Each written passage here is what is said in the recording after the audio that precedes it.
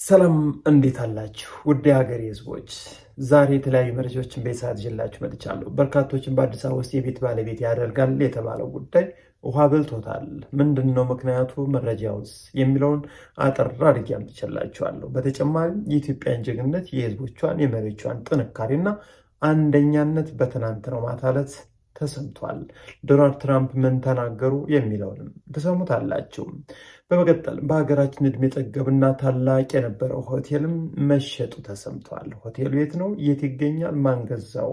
የማንስ ሆቴል ነበር? የሚለውን ደግሞ አጠር አድርጌ አምጥቼላችኋለሁ። ላይክ፣ ሰብስክራይብ፣ ሼር እያደረጋችሁ እስከ መረጃው ፍጻሜ አብራችን ቆዩ።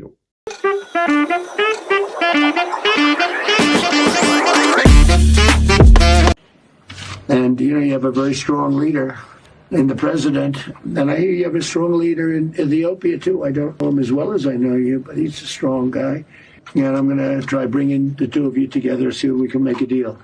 እንዴት ናችሁ? ሁሉ ሰላም? በዓል ሰሞን እንዴት አለፈ?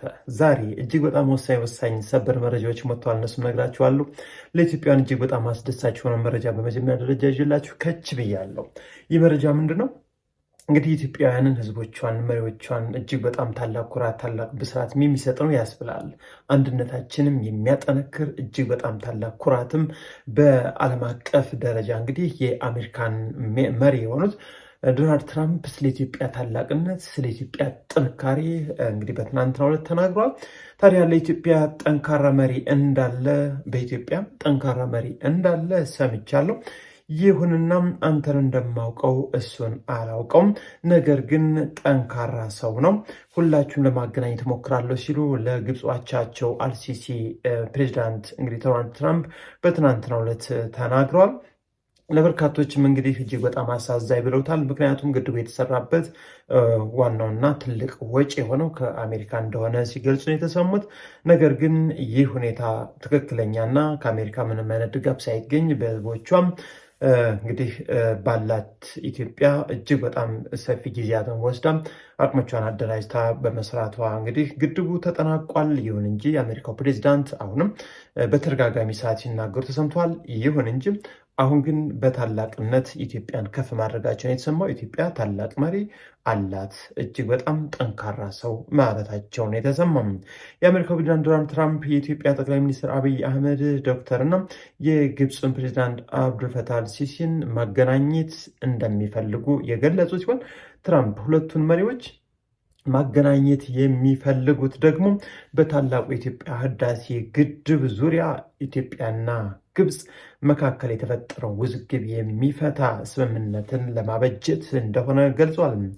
ፕሬዚዳንቱ ይህን ያሉት በስዊዘርላንድ ዳቮስ በመካሄድ ላይ በሚገኘው ዓለም አቀፍ ፎረም ላይ ትናንትና ምሽት ከግብፅ አቻቸው ጋር ተገናኝተውም በተወያዩበት ወቅት እንደሆነ የተነገረ ሲሆን እንግዲህ በርካታ ኢትዮጵያውያንም በተለያዩ ማህበራዊ ሚዲያዎች በትናንትናው ማታም እጅግ በጣም የሚያሳዝን ነገር ዶናልድ ትራምፕ ተናግረዋል ሲሉም እንግዲህ የተደመጠ ነው። በአጠቃላይ እንግዲህ ዶናልድ ትራምፕም የኢትዮጵያን መሪ እንዲሁም የግብፅን መሪ በማገናኘት ለህዳሴ ግድቡ የውሃ ይገባኛል ጥያቄም መፍትሄ እንደሚያበጅለትና ሊቋጩት እንደሚችሉም በአንክሮት ገልጸዋል። ወደ ቀጣዩ መረጃችን ስናመራ ደግሞ በሀገራችን ውስጥ እጅግ እድሜ ጠገብ ታሪካዊ የተባለው ትልቁ ሆቴል መሸጡ ተሰምቷል። ይህ ሆቴልም በ1960ዎቹ ተገንብቶም ወይም ተጠናቆም አገልግሎት የጀመረውና ንብረትነቱም የቀዳማዊ ኃይለ ሥላሴም ልጆች የነበረው በመሃል ሜክሲኮ የሚገኘው ዋቤ ሸበሌ ሆቴል ለሼክ መሐመድ አልአሙዲን መሸጡ በትናንትናው ዕለት ተዘግቧል። የተሸጠበት ዋጋ ስንት እንደሆነም የተገለጸ ባይሆንም ለጊዜው ግልጽ ያልተደረገው ከሻጭ ወገንም ልዑል በደ ማርያም መኮንን ሲፈርሙ ከገዥ በኩል ደግሞ የሚድሮክ ግሩፕ ስራ አስፈጻሚ የሆኑት አቶ ጀማል መሐመድ መፈረማቸውን የተሰማው ዋቢ ሸበሌ ሆቴል እንግዲህ ይዘትነቱ ሳይቀየር ዘመናዊነቱና ቅንጡ በሆነ መልኩም የማሪዮት ደረጃን ጠብቆ እንደሚታደስም ተነግሯል። ስምምነቱንም የሚድሮክ ኢንቨስትመንት ግሩፕ ዋና ስራ አስፈጻሚ አቶ ጀማል መሐመድ አህመድ እና የዋቢ ሸበሌ ሆቴል አክሲዮን ማህበር የቦርድ ሊቀመንበርና ልዑል በደ ማርያም መኮንን ከተፈራረሙ በኋላ አቶ ጀማል አህመድ የሆቴሉን አገልግሎት በዘርፉም ዓለም በደረሰበት ደረጃ በማዘመን ለእንግዶች ምቹና ጥራቱን የጠበቀ ማረፊያ ቦታ ለማድረግም እንደሚሰራም ተናግረዋል። ታዲያም የዋቢ ሸበሌ ሆቴል የቦርድ ሊቀመንበር ልዑል በደ ማርያም መኮንን በበኩላቸው የሆቴሉን ታሪክ ጠብቆ በማዘመን ለትውልድ ለማሻገር በመስማማቱም ለሚድሮክ ኢንቨስትመንት ግሩፕ ምስጋናቸውን አቅርበዋል። ይሁን እንጂ ውድ አድማጭ ተመልካቾቻችን ከ3 ዓመት በፊት እንግዲህ ይህ ሆቴል ሊሸጥና በ9 ሚሊዮን ብር ገበያ ላይ ወጥቶ እንደነበርም እኛም ከ3 ዓመት በፊት እንግዲህ ለእናንተ የምትገዙ ካላችሁ መግዛት ትችላላችሁ በሚልም መረጃውን ማቅረባችን አይዘነጋም። ዋቢ ሸበሌ ሆቴል እንግዲህ በ1960ዎቹ በቀዳማዊ ኃይለ ሥላሴ በመኪና አደጋ ሕይወታቸውን ላጡት ልጃቸው ልዑል መኮንን ልጆች ገቢ ማመንጨት ያስገነቡት መሆኑም የሚታወቅ ነው። ሆቴሉ በደርግ መንግስትም ተወርሶ የነበረ ቢሆንም በኢህአዴግ መንግስት ለልጆች የተመለሰላቸውም ሲሆን ለመሸጥ ከታሰበ በኋላም አንድ ገዥም ከ2 ቢሊዮን ብር በላይ ዋጋ ያቀረበ ቢሆንም ሳይስማሙ በመቅረት ሳይሸጥም ቆይቷል።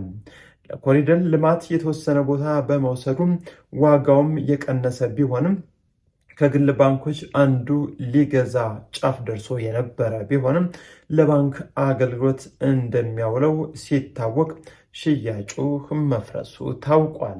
ሌላኛው መረጃችን እንግዲህ በርካቶችን እጅግ በጣም አስደስቶ የነበረ በጣም ወሳኝ መረጃ ሰሞኑን በተለያዩ ማህበራዊ ሚዲያዎች ድረገጾችም ሲተላለፍ ነበረ። ታዲያ መረጃ ምንድነው? በርካቶች እንግዲህ ከ1997 ዓ.ም ጀምሮ 2005 ጀምሮ ማለት ይቻላል በርካቶች እንግዲህ ክፍያዎችን እየከፈሉ የኮንዶሚኒየም የ20/80 ወይም የ40/60 ተመዝጋቢ በመጠባበቅ ላይ በርካታ ሰዎች እንዳሉ አይዘነጋም። ይሁን እንጂ የተላለፈው መረጃም ሐሰት ነው ተብሏል። ምንም የተቀመጠ ቀነ ገደብ የለም፣ ሐሰተኛ መረጃ ናቸው ሲልም የቤቶች ልማት አስተዳደር ገልጿል። ሰሞኑን በተለያዩ የማህበራዊ ሚዲያ ገጾች ላይም የ20/80 እና የ40/60 የጋራ መኖሪያ ቤቶች ተመዝጋቢዎችን በተመለከተ ሐሰተኛ መረጃዎችን እየተሰራጩ መሆኑን የአዲስ አበባ ከተማ አስተዳደር ቤቶች ልማት ማስተዳደር ቢሮ ገልጿል። እነዚህ ሐሰተኛ መረጃዎችም ቀነ ገደብ በማስቀመጥ ተመዝጋቢዎችን የምዝገባ ቋት ውስጥ መኖራቸውን እንዲያረጋግጡ እንዲሁም ምዝገባቸውን ንቁ እንዲያደርጉ የሚል መረጃ ነው ብሏል። ቢሮውም ይህ ሐሰተኛ ነው ሲል ነው የገለጸው። ታዲያ በማህበራዊ ሚዲያ የተናፈሰው ሐሰተኛ ወሬም ተከትሎ ተመዝጋቢዎች ቢሮአችን ድረስ በመገኘት አላስፈላጊ ምልልስና መጉላላትን እያደረጉ ይገኛሉ ሲል ነው የገለጸው። ተመዝጋቢዎቹ ያለምንም ቀነ ገደብ በተቋሙ ዌብሳይት መረጃቸውን ማግኘት እንደሚችሉም ነው ያሳወቀው። ታዲያ በአካል በመምጣት አይጠበቅባችሁም ያለው ቢሮ ዌብሳይቱ ላይ ማንኛውም ተመዝጋቢ የምዝገባ ሂደቱን ቁጥር በማስገባት ንቁ ወይም አክቲቭ መሆኑን ማረጋገጥና አስፈላጊ መረጃን ማግኘትም ይችላል ሲሉ ነው ያሳወቁት። ቢሮም ተመዝጋቢዎች ቁጠባቸውን እንዲቀጥሉም ነው ጥሪ ያቀረበው። ለዛሬ ያቀረቡላችሁ መረጃዎች እንግዲህ እስካሁን ይመስሉ ነበር። አብራችሁ ስለቆያችሁ ከልብ አመሰግናለሁ። መልካም ጊዜ